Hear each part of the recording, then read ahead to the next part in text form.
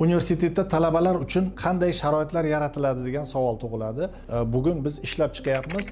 Universitetda talabalarni to'liq qo'llab-quvvatlantirish uchun 50 yo'nalishda, demak, biz universitet stipendiyalarini e'lon qilamiz va shu universitet stipendiyalariga katta konkurs e'lon qilamiz. Iqtidorli, bilimga chanqoq, xorijiy tillarni biladigan talabalarni raqamlashtirish orqali tanlab olib, biz mana shu 50 turdagi nomdor stipendiyalarni talabalarga beramiz. Bu talabalar bu stipendiyalarni qo'lga kiritsa, demak, o'zini kontrakt maoshlarini bevosita shu stipendiya orqali to'lash imkoniyati bo'ladi. Bu universitetda bugungi kunda katta imkoniyati. Ikkinchi, talabalarga beradigan katta imkoniyat, universitet bugun 200 ga yaqin xorijiy universitetlar bilan shartnoma qilish rejalashtirganmiz va biz iqtidorli, o'ta ilmga chanqoq talabalarimizni mana shu 200 ga yaqin dunyoning top universitetlarida amaliyot o'tashga yuborish uchun universitet bugun reja qilyapti. Katta rejamiz bo'yicha amalga oshiramiz. Yana universitetning katta rejalaridan biri, universitet ta'lim jarayonlariga biz xorijiy universitetlardan